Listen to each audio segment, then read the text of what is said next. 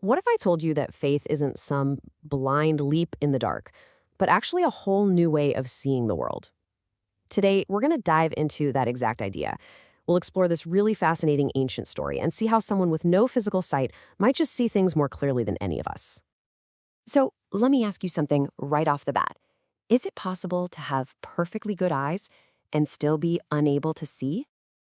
It kind of sounds like a riddle, doesn't it? But stick with me because it points to a really deep truth we're going to unpack.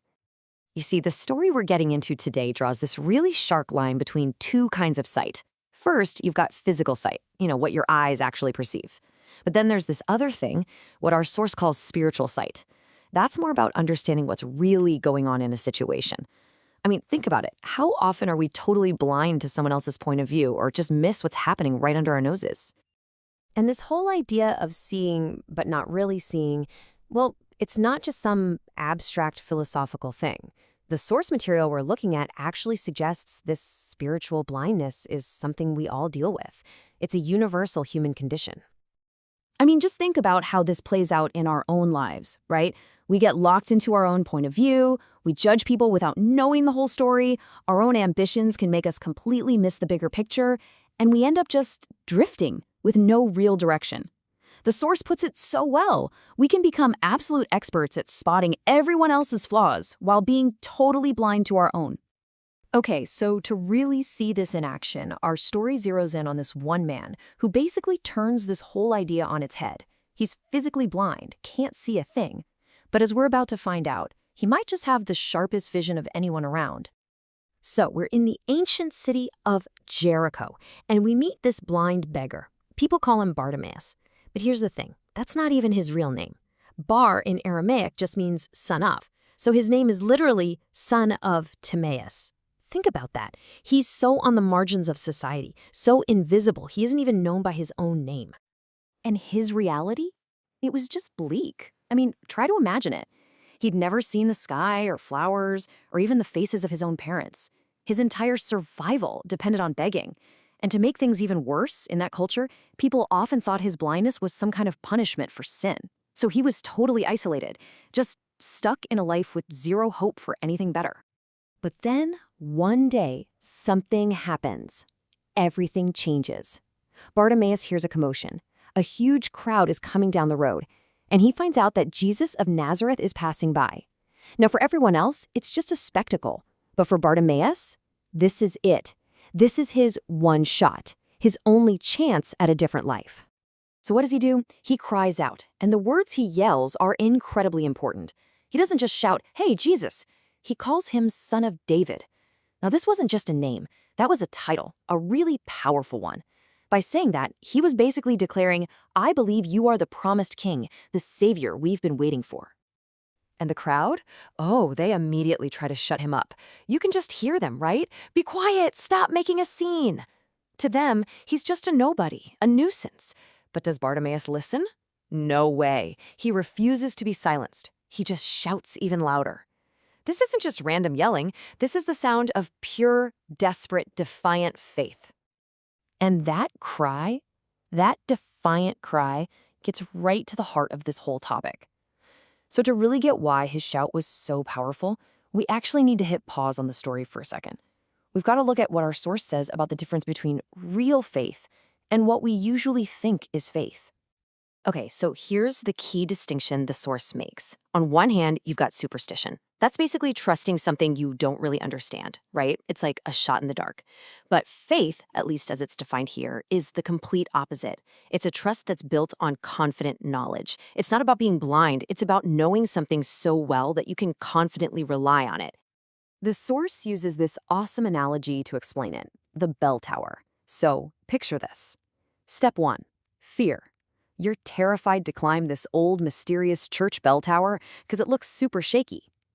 Step 2, knowledge. But then one day, you see it's being repaired, and you get a peek inside, and you see it's reinforced with this massive steel structure. Step 3, confidence. Now you know it's expertly built. It's not going to collapse. And that leads to step 4, action. You can climb that tower without a single shred of fear. See the progression? Knowledge builds confidence, and confidence allows you to act. That's the model of faith we're talking about.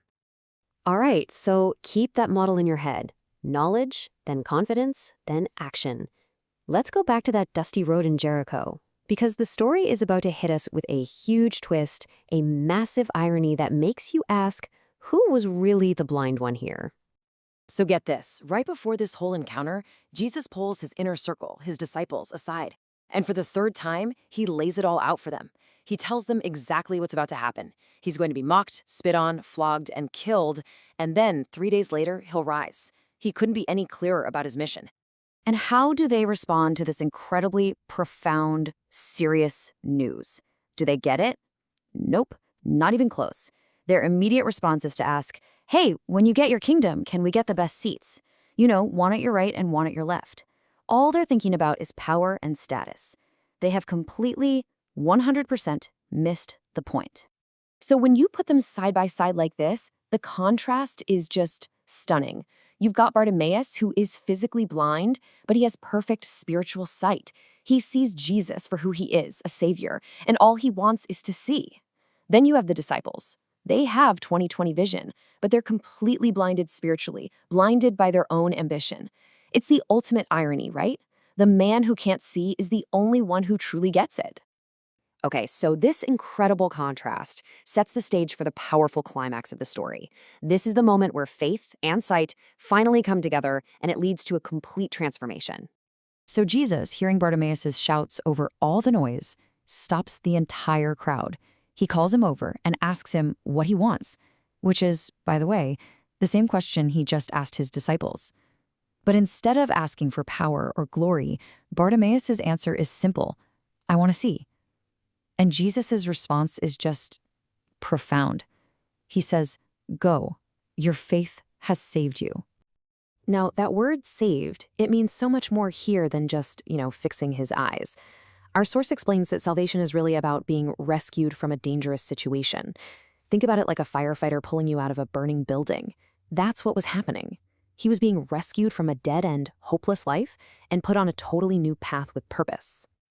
And the way the story ends is just perfect. It says Bartimaeus immediately got his sight back. And what's the very first thing he does with his brand new vision? He follows Jesus down the road. See? The healing wasn't just physical. It was a complete rewiring of his whole life. He was given new eyes and a new direction, and he didn't waste a second.